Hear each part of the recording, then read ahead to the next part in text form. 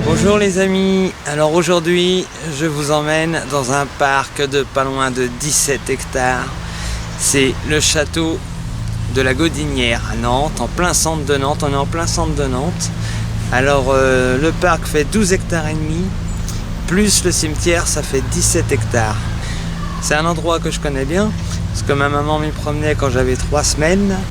Moi j'ai promené ma fille quand elle avait 3 semaines. Bref, c'est juste à côté de la maison, donc le parc, j'y suis sans arrêt, quoi. Dès que j'ai un moment où j'ai envie d'être au calme, je viens au parc.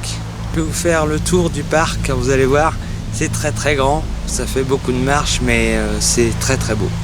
Et nous allons pouvoir visiter son château, qui est strictement interdit au public. Alors j'insiste sur le fait que c'est strictement interdit. J'insiste sur le fait, si moi j'ai le droit d'y aller, c'est parce que j'ai demandé l'autorisation. Personne n'a le droit d'aller à l'intérieur, sauf moi ou les responsables de la ville. Donc je remercie les responsables de la ville de Nantes de m'avoir fait rentrer dans le château.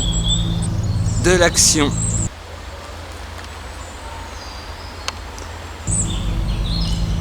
De l'urbex.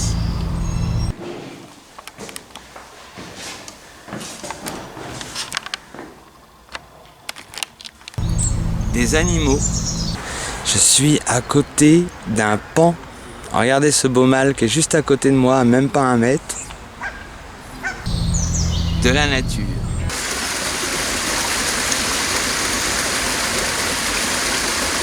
Qu'est-ce que vous voulez de plus? Franchement.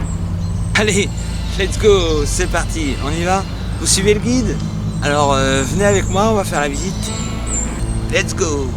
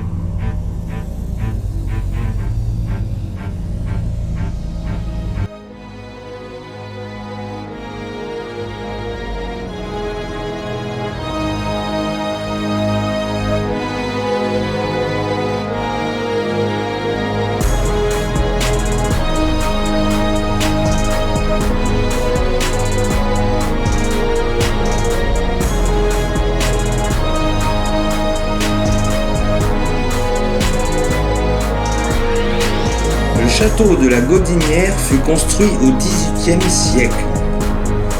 Peu avant la Révolution française, il est la propriété d'un riche armateur nantais, Louis Chauran, un proche des Beauharnais et des Thatcher de la Pagerie. Il devient la propriété des familles d'Aux puis de Perrien en 1814. Sous la Restauration, il est acquis par la famille Gouin, amis et anciens voisins des Balzac à Tours. La propriété est alors composée d'une maison d'habitation avec une cour d'honneur, une chapelle, d'un jardin anglais avec orangerie, d'un verger avec étang et d'une forêt. Elle offre un cadre agréable pour un gentleman farmer manifestant de l'intérêt pour la nouvelle mode des jardins d'agrément et pour les plantes venues d'Amérique et récemment introduites comme le magnolia et le cyprès chauve.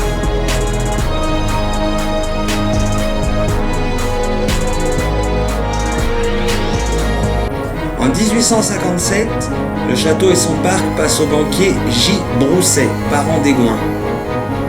Le parc de 8 hectares connaît alors des extensions et des embellissements notables avec le concours de l'architecte paysagiste Provost.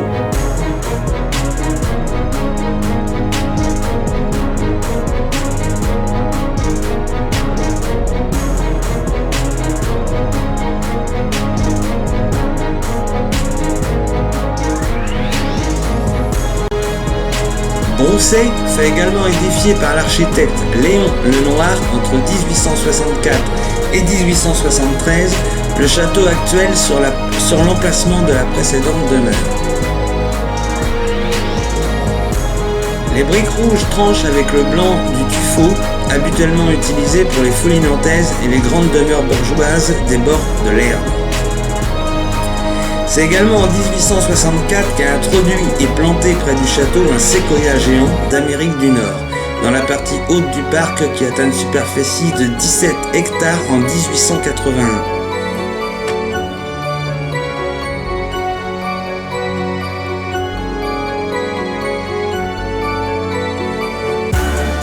En 1918, une autre famille de banquiers, les Belot, devient propriétaire du domaine.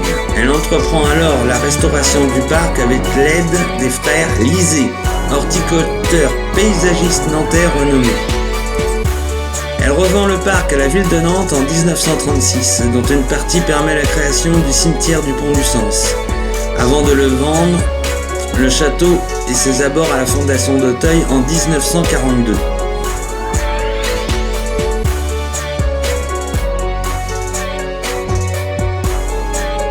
En 1948, la Caisse d'assurance maladie l'acquiert afin d'y créer un centre d'éducation fonctionnelle. 7500 m² de locaux sont alors construits au fil des ans. Finalement, la ville de Nantes rachète le château et ses abords en 1992 et fait raser les bâtiments construits par la CRAM afin que la bâtisse retrouve son aspect extérieur d'origine.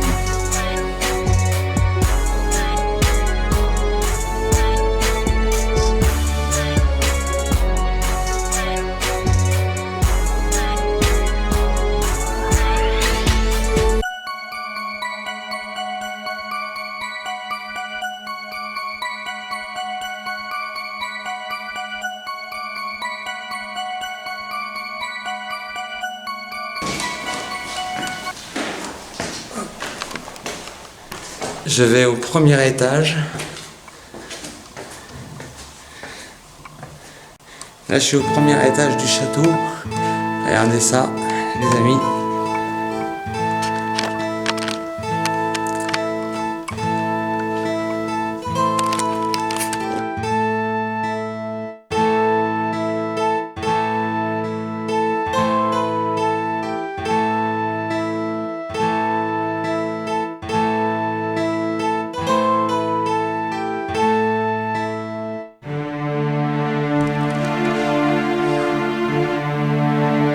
Ah, on voit bien que c'était attaqué.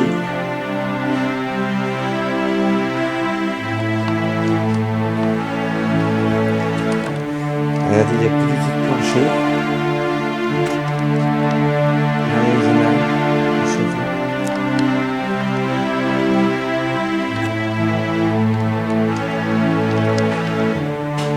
L'ancien carrelage.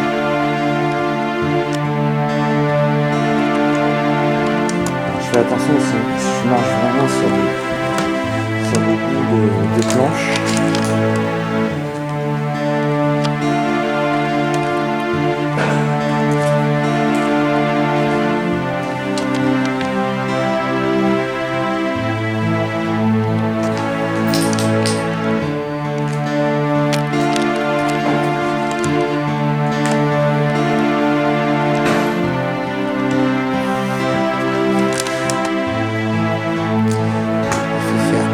Faire attention parce que tout a été bouffé par un champignon.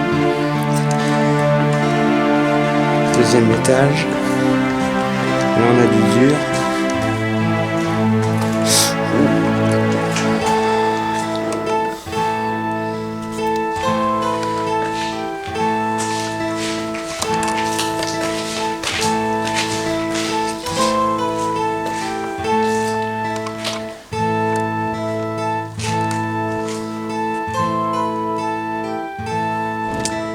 Charpente.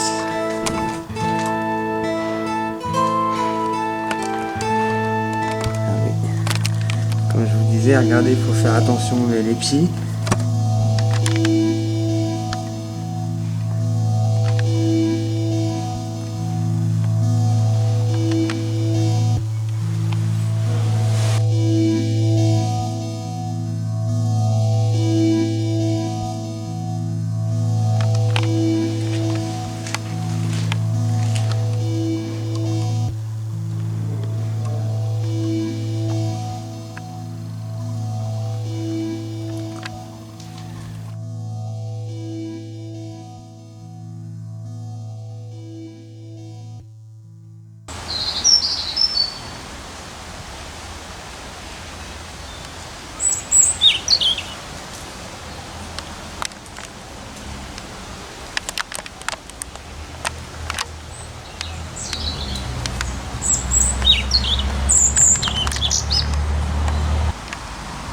Photo.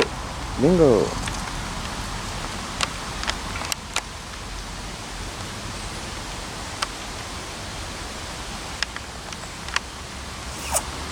Oui, oui, oui, oui, oui, oui.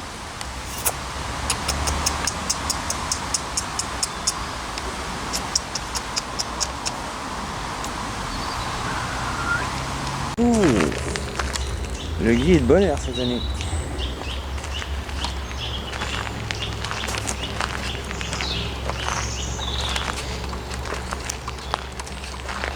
Alors je sais qu'ils aiment bien se mettre par là. Alors on va faire attention parce que je sais qu'ici ils aiment bien être là. Il y en a peut-être un ou deux, non?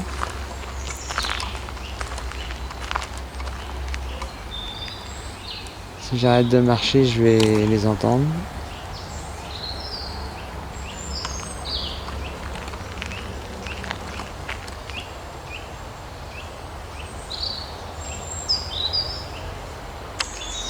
Là, il est là.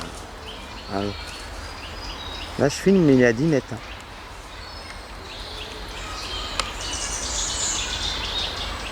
J'arrive même pas à faire autofocus, j'arrive même pas à le prendre.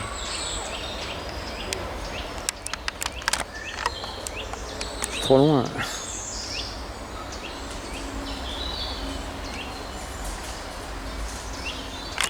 Je suis vraiment trop loin.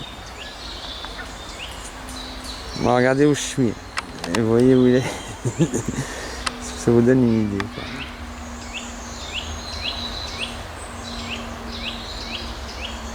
Regardez, tout dans le fond. Là. Je sais pas si vous voyez courir, moi je le vois. Vous voyez?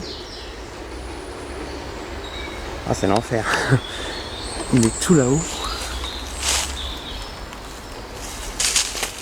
Juste au pied de l'arbre, tout là-haut. Là, vous le voyez là? Là, là je suis dessus. Je m'approche un peu, hop. Hop là. Le pire, c'est qu'ils croient que je les vois pas. C'est ça le pire. Regardez où il est. Regardez où il est, l'écureuil.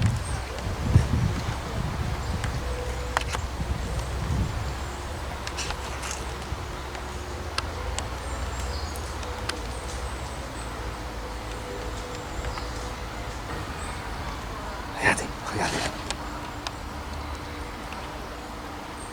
Regardez où ils sont les écureuils. Regarde. Vous voyez là? Vous voyez la bête?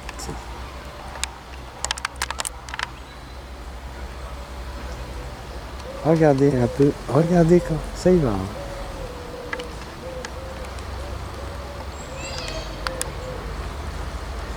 Regardez sur l'arbre. Regardez. Hop.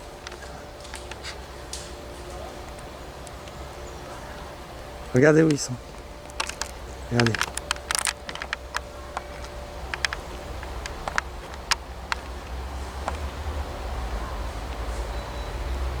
Là, il y en a un là et un autre sur le chemin. Ils n'arrêtent pas.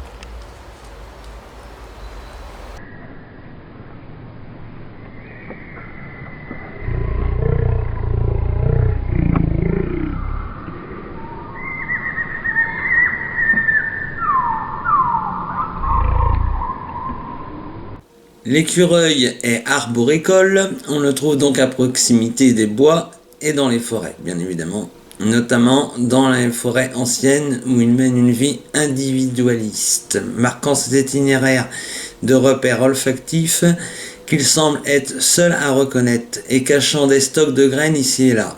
Il ne perd son aversion pour ses congénères que lorsque la nourriture abonde, comme dans certains parcs.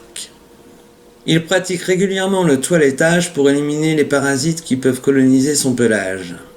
Il pratique pour cela des bains de poussière ou d'herbe, amassant aussi à cet effet des herbes, des mousses et des lichens dans des trous ou dans des souches d'arbres. Son activité physique en toute saison, même en hiver, est très impressionnante. Il court littéralement sur les branches dans des arbres de plus de 30 mètres de haut, descendant ou montant les branches, sautant d'un arbre à l'autre, avec une agilité et une facilité déconcertantes.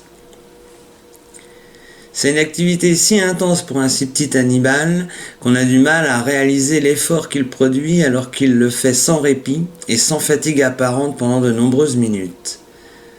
Sans doute son régime à base de graines, glands, noisettes et une température qui dépasse les 39 degrés normales pour lui permettent-ils de telles performances physiques. En hiver, l'écureuil ralentit simplement son activité, car il n'hiberne pas et les grands froids peuvent lui être fatals. Dans ce cas, il peut migrer massivement vers des régions où les températures sont plus clémentes.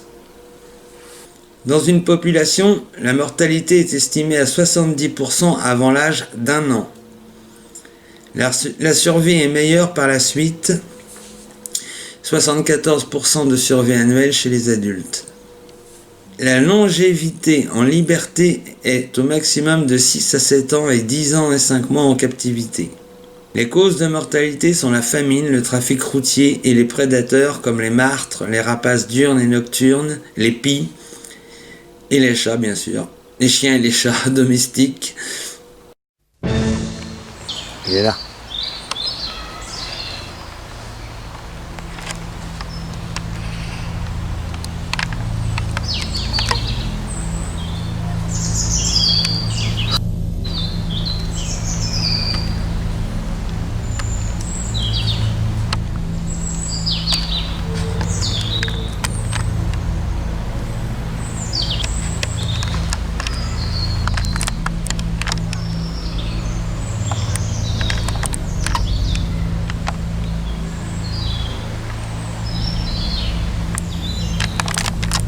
Il y a celui-là.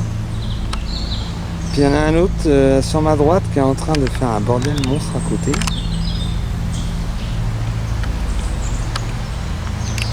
J'essaie de m'approcher. Là par contre je suis loin. Je suis à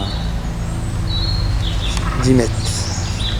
J'essaie de m'approcher, on va voir comment il réagit. Regardez, je suis à quoi? À 9 mètres là. On va voir comment il réagit.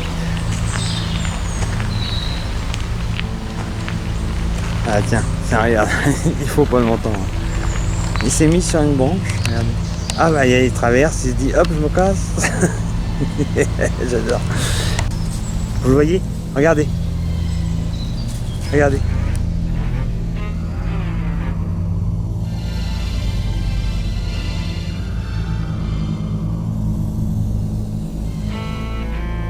Regardez, là vous le voyez là? Regardez. Regardez la fouine. Hop, hop, hop, hop. Hop là. Regardez la vitesse que ça va. À l'œil on les voit, mais à la caméra c'est une catastrophe à choper. Là on a de la chance. Hein. Il fouine des noisettes.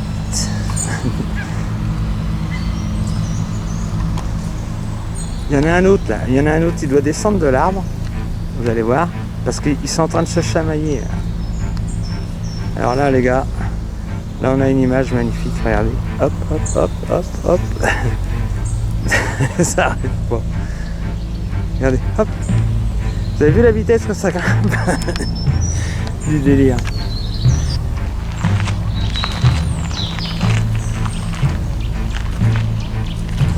Il y en a un qui est juste là. Regardez, je suis à 5 mètres. Regardez. Je suis juste à côté. Regarde, hop, vous avez vu? Regardez. Ils n'arrêtent pas.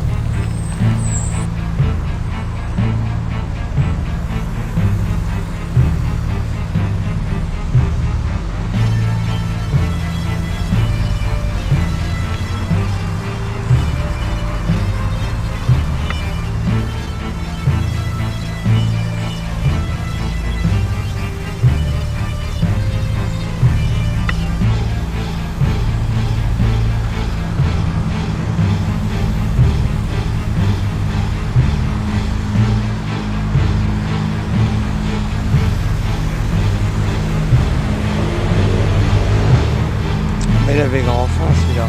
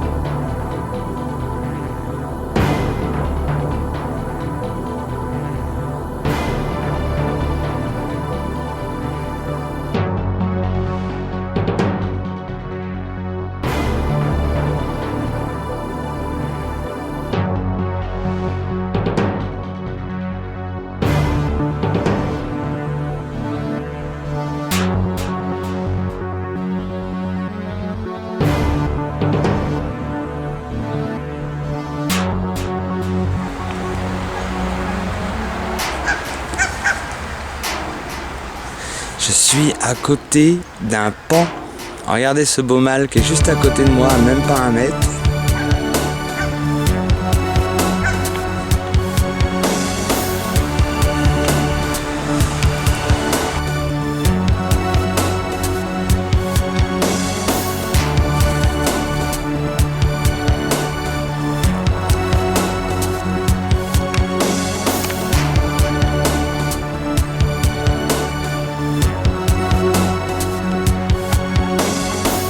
Regardez la taille de ce séquoia.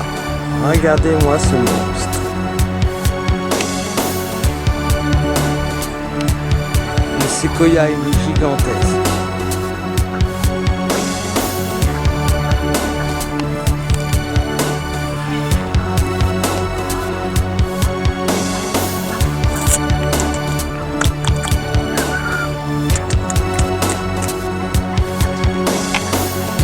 C'est magnifique.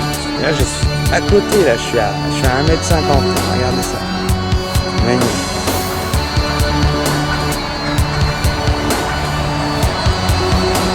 J'ai pas vu la femelle. Je sais qu'il y a une femelle.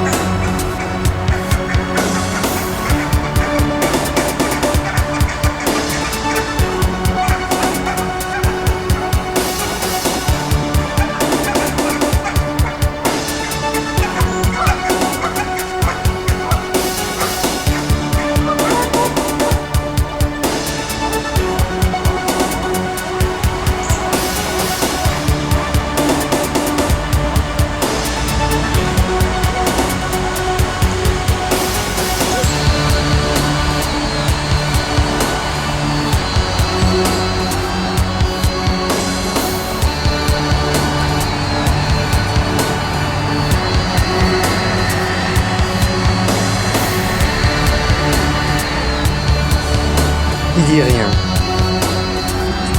Il se promène, tranquille, peinard.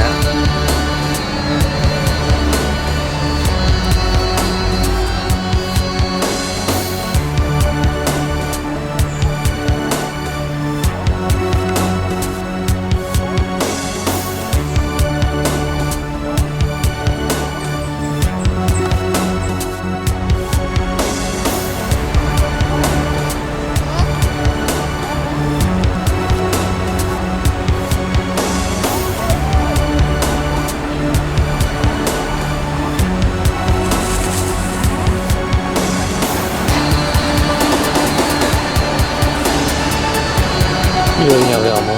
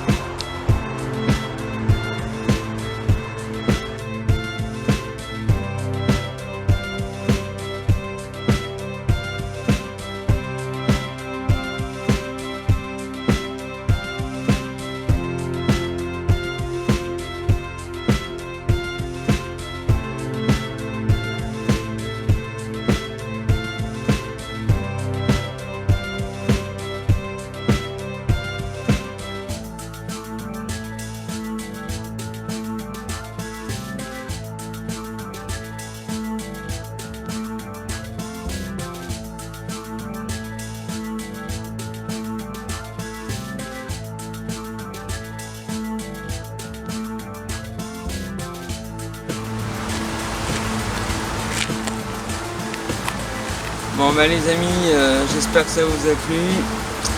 Je vous dis à très vite pour une nouvelle vidéo. Abonnez-vous, mettez des pouces bleus ou des pouces pas bleus. Et puis j'espère à bientôt. N'hésitez pas à donner des commentaires, c'est fait pour ça. Allez, ciao. À très vite. Bye bye.